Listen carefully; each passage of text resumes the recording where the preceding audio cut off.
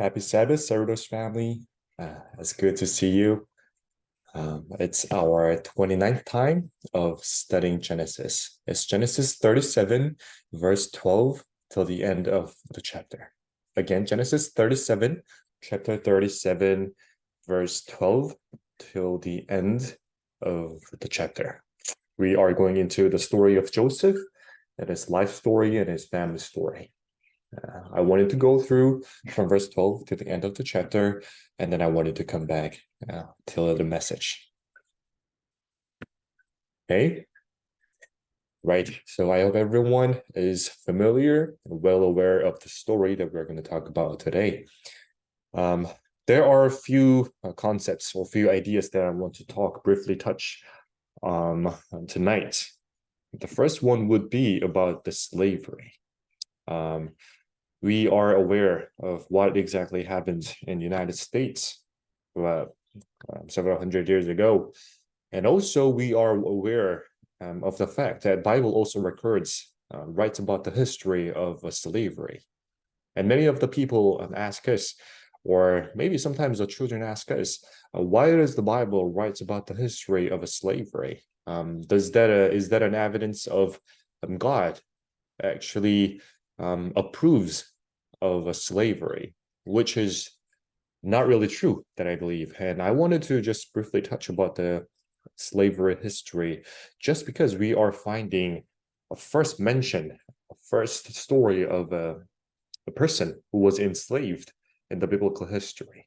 Of course, there were multiple histories that are writing about the slavery, like Egyptian history, the other histories, but this is the first time when Joseph was enslaved by his brothers to the Midianites and to Egyptians was the first official history, a story that writes about the enslavery. And I want us to remember what kind of relationship Joseph and his brothers were having, even before the conflicts. Even before the conflicts, they were the families, they were the brothers. Even though they were stepbrothers, they were still sharing one bloodline. And coming from that relationship, knowing that these 11 brothers were selling Joseph to the slave selling Midianite to the businessman, is not a very pleasing story that we can find. I don't ever think Bible writes about the slavery history that they are approving or they are saying yes to the slavery just because the first story of this slave is too much of an intimidating and a terrifying story. Imagine your brother selling you as a slave to one of those people that you're not even familiar with, right? And how can we ever say Bible is approving the history of slavery if the brothers were selling him? Bible actually has never approved or said yes about the slavery. It just let us know how scary it is and how sinful and how dirty it could ever be. The story of Joseph trying to be murdered and try to be enslaved by the brothers reminds us of the story of Jesus. Jesus, who was also being crucified. Jesus, who was also betrayed by his own brothers and his own disciples, is the story that is beautiful, but also that is terrifying, that is intimidating, and in some sense. I do not ever think all the writings and all the recordings from the Bible talking about the slavery was not meant to be an approval, but their sole purpose was to let us know how we can remind us of a sinful nature, but also the story of Jesus. I want us to remember that the moment I talked about of all the story in the Bible, they should remind us about the story of Jesus and our life story as well. So whenever we are looking in and studying in the Bible, let us all remember how it can be related to Jesus and also how it is relatable to our life as well, right? I want us to go to verse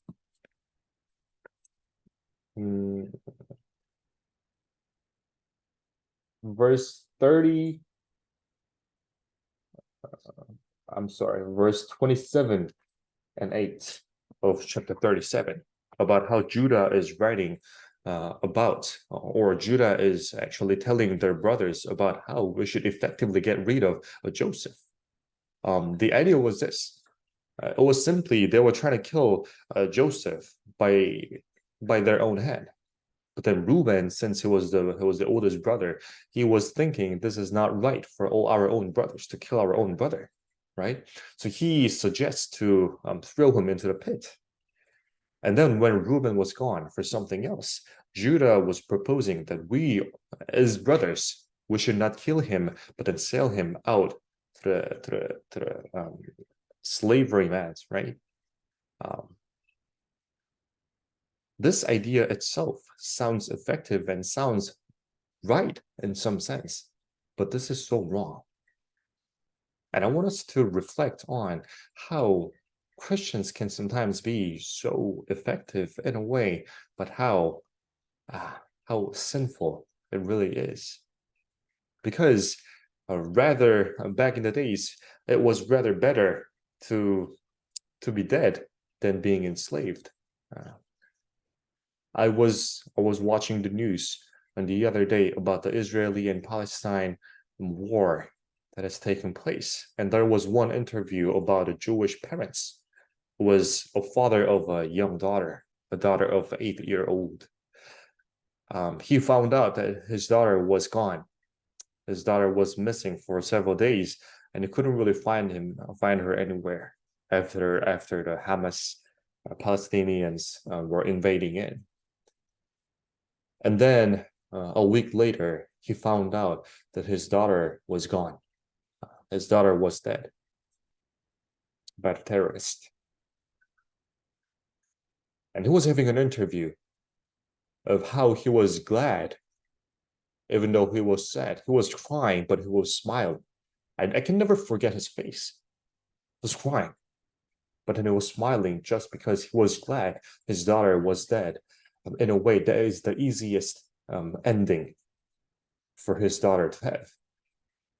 If she was not dead, like he can never sure, or he can ever sure that what could have happened to his own daughter of 8 years old.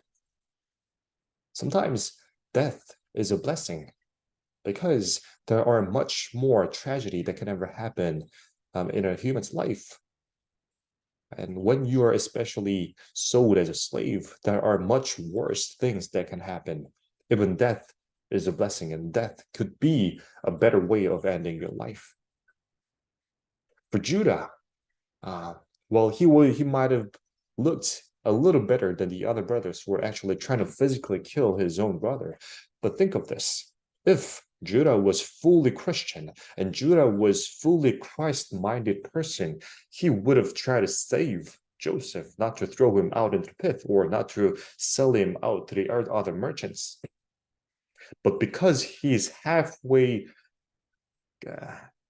listening to Christian will, but halfway listening to the worldly will, it was a total mixture of wrong Christian feature.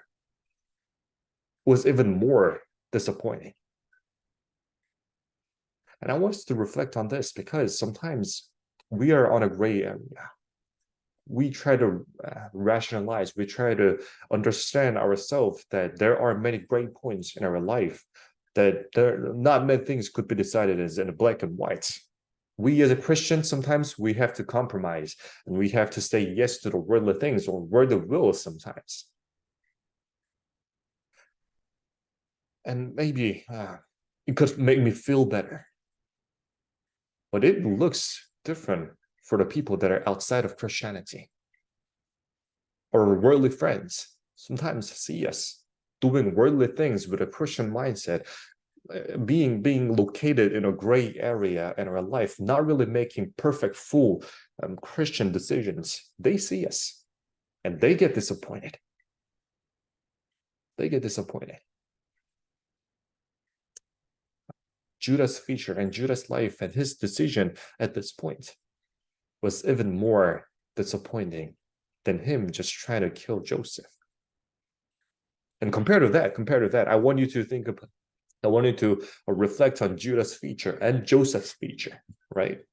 And compared to that, Joseph's life was having a great start in his younger years. However, when he was done with his younger years, when he was departing from his father's house and then going into the land of Shem, where his brothers were having flocks, right? It reminded me of a story of a Pilgrim's Progress, a book of Pilgrim's Progress, 철로역정, right? He doesn't really find well of his brothers. He doesn't know where his brothers at. So he asks people like, have you seen my brothers? And how can I find them? Where can I find them? So he goes on, and then he finally, after a few days of walking, he finally finds his brothers, but then just to find out that his brothers were trying to kill him, right? The journey of Joseph was never a happy ending. Even after all that journey, he finds his brothers just to find out that he was to be sold to the Midianites as a slave. Unlike the beautiful ending of Pilgrim's Progress, the book, the journey of Joseph was never ending in a beautiful way. And how can we ever find God's providence and God's guidance in this story of Joseph, right? And Romans write out in chapter 8, verse 24 to 28 says, "For in this hope we were saved, but hope that is seen is no hope at all. Who hopes for what they already have? But if we hope for what we do not yet have, we wait for it patiently. And in the same way, the Spirit helps us in our weakness. Sometimes we do not even know what we ought to pray for, but the Spirit Himself intercedes for us through the worldly groans." I really love this part. Let me read it again. We do not know what we ought to pray for, but the Spirit Himself intercedes for us through the worldly groans. Through the wordless groans, right? These wordless groans are the medium and are the way how Spirit is interceding Himself. And He who searches our hearts knows the mind of Spirit, because the Spirit intercedes for God's people in accordance with the will of God. And we know this famous verse, and we know that in all things God works for the good of those who love Him, who've been called according to His purpose. I would like to share the story of John Bunyan, who was the writer of the Pilgrim's Progress.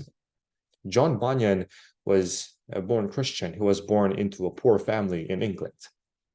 At the age of 16, he lost his mom and his sister in 1 year.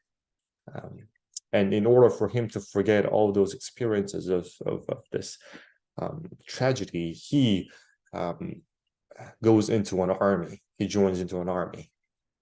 And then in one battlefield, he did not really actually lose his life, but then his colleague who replaced his field, replaced its position, gets to lose his life for John Bunyan, right? So it gives him a lot of teachings and a lesson. So he comes back, and then he gets to marry and try to spend his life as a preacher and evangelist.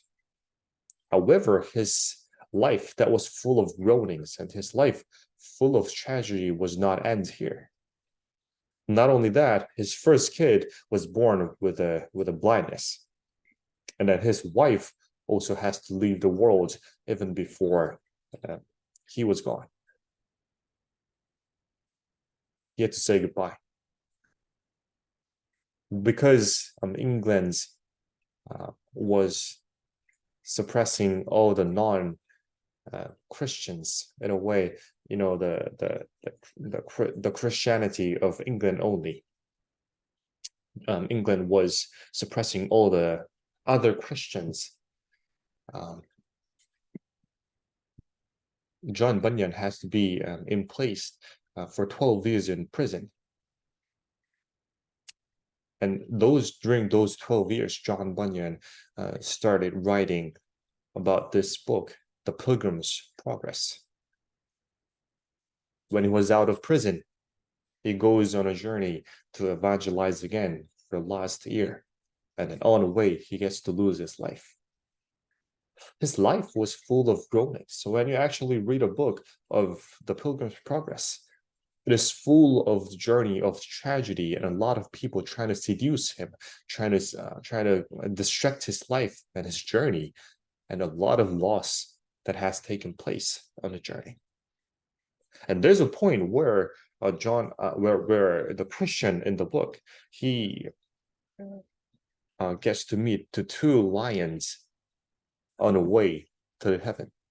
There were two lions, and he was fearing for entering into the way because it was so narrow, and he was fearing because the lions that was tragedy in this way, this journey was crawling and was about to bite him. However, the person who's trying to save him out of that lions is persuading him and is giving him an assurance, saying, "Fear not the lions, for they are trained and are placed there for the trial of faith where it is, and for discovery of those that have not. Keep in the midst of the path, and no hurt shall come unto thee." This part where Christian was fearing about the two lions hit me hard, just because Christian was not having a comfortable journey without the lions. There were multiple lions, and there were multiple seducers. There were multiple confusings that were happening on his journey, on a Christian's journey of a pilgrim's progress. However, he gets lost, he gets seduced, sometimes he gets confused, so he goes into a wrong way of entering into heaven. However, all those little obstacles were not really meant to be hurting Christians, but for the test and a trial whether finding out the Christian have their own faith or not. We can never say our life is not full of trials, because even though we have our life comfortable out here, there are still multiple obstacles that are taking place in our daily, everyday life. Our business might go wrong one day. Our relationship can go wrong sometimes. Even within one family, we get to start fighting severely. And during all those years and during all those trials, we get to ask God, what is your own providence and what is your own will for us to go through all of this? I want us to remember the real ending of Joseph's life story. Yes, he ended up as a slave in Egypt, but his real ending from Egypt was another beginning of his life story. He gets to go onto one of the highest places, one of the highest positions in Egyptian nation. His obstacles was turning into blessings in his life. Just remember, the lions in your life, the tigers in your life, the wolves in your life, the coyotes in your life are not meant to be hurting you. It's meant to empower you to go through this little journey. John Bunyan also writes, if your life journey is broad and easy for you to go through, it's not the right path.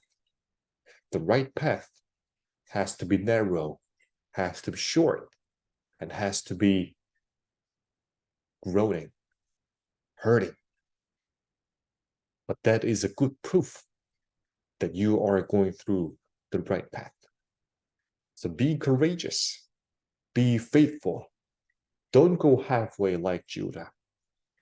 Don't go gray area and say you have done enough, because that is not the full way that God is meant to be. God is meant to have in our life. Try our full power full patience, full way, and full path, so that at the end of the day, we get to look back and know how God was leading our life. I thank you for coming and joining into our worship today, but I firmly believe, that God is more appreciated. God is more thankful for you joining our Sabbath worship. We thank you for your presence. I really hope you get to have a beautiful and happy, blessed Sabbath. Let us pray before we further go into a discussion. Our Father, Lord,